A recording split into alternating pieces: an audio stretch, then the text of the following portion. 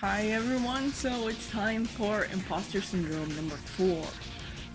The final piece in the this miniseries and our final lap, sharp corner, our final something, before big issue 50 of the main comics. It's all been building up to this and I'm excited.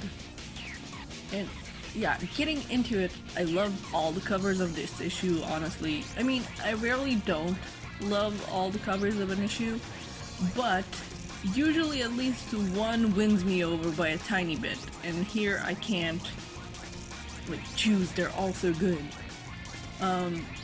Anyways, the cover here is the final piece of the joint covers for this miniseries. Everyone from all the other covers are here and duking it out like always. The other covers had like a one-on-one, but here we have everyone. We have Tails and Sonic and Kit and Surge, and we have Metal and Starline and Eggman. Everybody's here. So, this is the first Imposter Syndrome issue that doesn't start with a Starline vlog, but it is a flashback. It takes place early on in the metal virus plague, and it's a simpler time for Starline. He was still working with Eggman, still getting to speak with him fairly casually. Eggman was still his hero, and Starline was still pretty starstruck with him. He asks Eggman why all the theme park theming.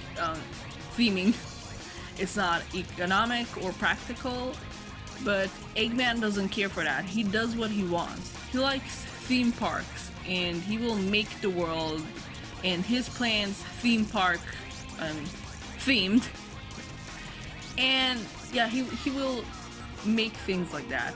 I wonder if Eggman has some kind of childhood memory or something that's his favorite memory, that's of him getting to go and visit a theme park. And that's what starts a lifelong obsession, but I doubt that we're all ever gonna get that kind of answer to why he loves theme parks, but that's where things don't always need a reason, but it's fun to think about. We switch over to the present time, where Starline, ever the theatrical villain, makes his monologue about the new era he wants to bring forth. Having no clue that Kit and Surge have schemed behind his back, which we saw last issue. There's a couple great pages of just pure action here. Surge enjoys the destruction, even though she has issues with Starline. She's about to zoom off, but rather than leaving Kit behind in the dust like she used to, she warns him so he'll grab on so she can zip forward with him. Surge says how every dirty deed that they do today is justified, and how the only person Kit should ever be loyal to is her. This is kind of cute, that panel where they grab hands so she can toss him is cute. They're fighting a giant grounder bot. I know that's not the name. There was a name for that badnik, but all I can think about is Grounder. But yeah, they're being cute, and they're close to how Sonic and Tails are siblings. They're working together perfectly, and it's all Starline ever wanted, and yet it'll still blow up in his face. Orbot and Cubot are back from their vacation. We literally haven't seen them since that virtual reality arc, at the end of which Sonic tossed them into the ocean because they just wanted to take an impromptu vacation. But they're gonna be back for issue 50. I'm so glad. I missed them. Eggman is back too. It feels like we haven't seen him in a bit as well. Not completely absent like Orbot and Cubot, but it feels like it's been a while. Eggman takes his first look at Surge and Kit. At first he thought that Sonic and Tails were wrecking his stuff, but upon getting a visual he knows that that's not the case. And since they're cyborg clones or something. It's confusing Eggman's security tech. It's like, are these Sonic and Tails? No, yes, no, yes. Yeah, they're confusing his tech. Yeah, Metal Sonic enters the stage. Surge was all, wow, this is so easy. The only reason Sonic hasn't won is because he isn't trying. Like, in reference to her beating the other robots. And then Metal Sonic enters, like, he zooms in. And he's here, and they're gonna fight. I'm so hyped for this. Surge is fighting Metal, and it's awesome. She's telling him how he doesn't have what it takes to be the real Sonic. And obviously we can't tell since it's Metal Sonic and he has no readable expressions or anything, but I wonder if that gets to him to some capacity. We saw him pretty much lament over not being the real Sonic in that one story in the annual, and god, I just wanted to be expanded upon so bad. Also, this panel.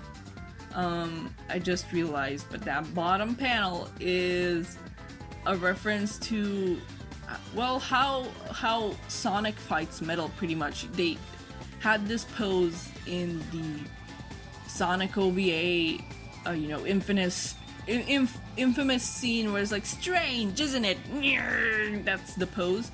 But we also had this pose in Rise of the Wisps, which I'm pretty sure was a reference there as well. I mean, Tyson Hesse was director, so yeah, that's the pose here. She's fighting him like Sonic does. Surge also says how Metal doesn't have backup and calls Kit to help her. And all it takes is one word from her and he has Metal trapped in a sphere of water. Now, obviously this doesn't really harm Metal. He doesn't need to breathe or anything. But can you imagine this move being used on someone that's like a living, breathing being? Like, someone like Sonic especially, who also doesn't like being in water like this. That's a terrifying move. Like there's just like suddenly no oxygen, you're suddenly in a bubble of water. Good luck. The water may not harm Metal, but Surge does a move that will harm a robot. She fires a bolt of electricity at Metal while he's in the orb of water. And, well, we know how well toasters go with water, so he gets fried. And also, she fires that bolt by snapping her fingers. That's one of my favorite things when a character that has like some manner of electricity powers fires off an awesome one by snapping their fingers. I love that.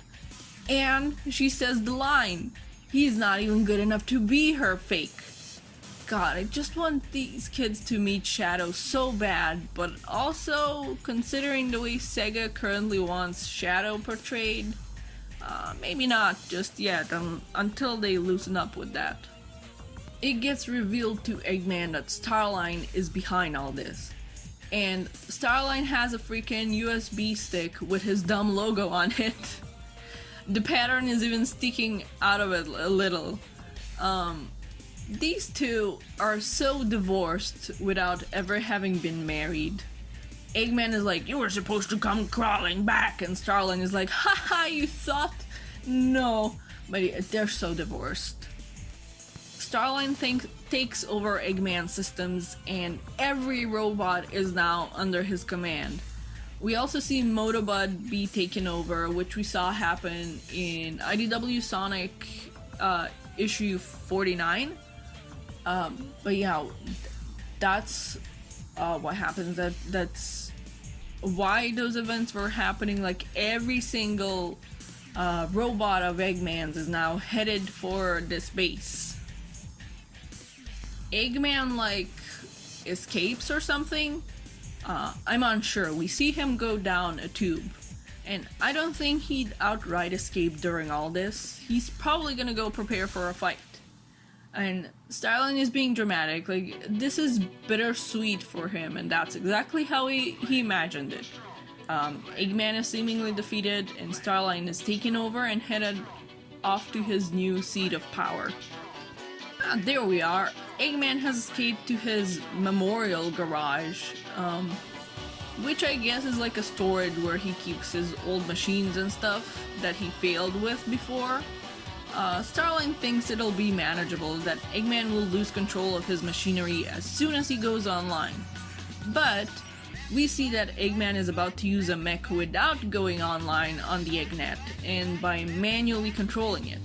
There is also a little ref here, like the second screen, like it's all systems, full power. Surge and Kid think about how to handle all the badniks once they get rid of both doctors. Surge wants Kid to reprogram like half of them to self-destruct, and then she wants to smash up the rest. If Sonic comes alone, she wants him taken care of the same way that they took care of Metal Sonic, which, as I mentioned before, would be terrifying. Like, it won't happen, but that situation is terrifying. But if Tails is with him, she wants them to each go one-on-one. Her versus Sonic and Kid versus Tails. We know Belle is with them though, like from issue 49, so I wonder what'll come of that. But anyways, that's their plan. More or less them against the world, all out of spite.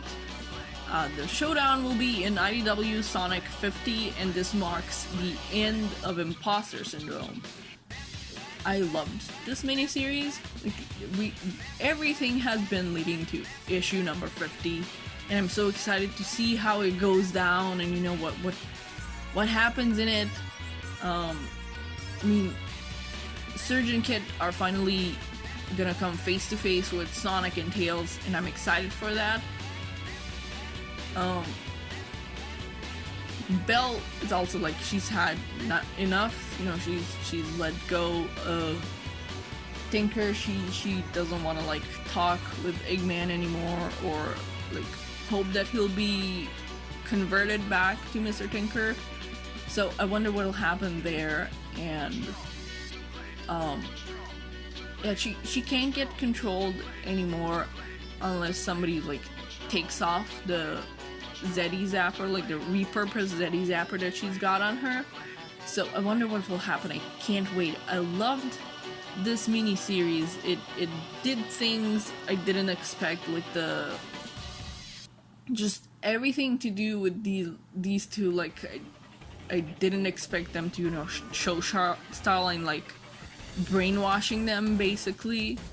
I think it was obvious that it'll all blow up in his face, but it was fun to see like how do we get there. How it's Starline, so it'll blow up in his face, but how? And how are these two, you know, people, these two kids that he's been brainwashing into like, doing his bidding, how are they finally gonna, you know, break out of that and decide to kick his butt?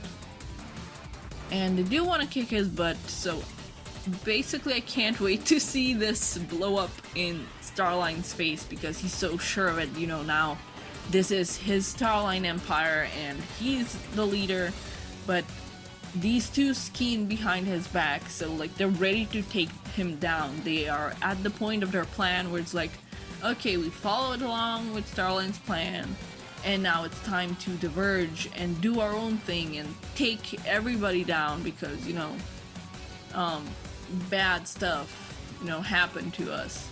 We don't know who we are, so they don't get to, you know, have a future because we don't know who we are. So yeah, it's exciting. I love the mini-series. I want more. Like, I think we're done with like having to tell a separate story with these two, but I do want to see them more, and that's why I'm excited for issue number 50. Like, everything was leading up to this, and I can't wait. I just can't wait to see the whole showdown.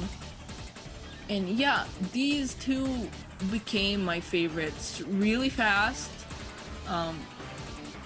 and they technically haven't even appeared in the main comics yet. They've just been off in their miniseries. We saw like a flashback of them in the main comics, but that's about it. And I already love them, which is like a good job, you know. With Tango and Whisper with the miniseries, we knew, you know, we saw them in the main series before, and that's why they got a miniseries. But these two, it's not the same case, and it's amazing how well they established them that you're like wanna see, you know, what they do next, you know, what's gonna happen with them. But yeah, those are my thoughts and rambles on these. Again, amazing miniseries. I did manage to pick up issue 2 of Imposter Syndrome like physically recently, which is like unheard of. I've had to read all these comics like digitally because we didn't have physical comics here, and to pay for shipping to here was too much. But then my comic book store, you know, the one comic book store that we have here, first of all started getting Sonic comics in general, but they were like getting the big volumes that are several issues in one. But then their latest shipment had Imposter Syndrome 1 and 2, like as in individual issues, which we've never had that. We've had, plus they're very recent comics, so we've never had like a recent, still updating like mini series of comics, or just the comics in general be, you know, with individual issues like being sold here. That hasn't happened before. And I went there like the day after they posted that they have issue 1 and 2, and they were sold out. They only had one copy of issue 2 left. The other ones were sold out, and that's amazing and unprecedented, and I'm so happy for this series. But yeah, I kind of went on a tangent there, on a kind of related tangent, but a tangent nonetheless. But yeah, those are my rambles, and that was Sonic the Hedgehog Imposter Syndrome, and I hope you enjoyed. See ya when I see ya. Bye bye.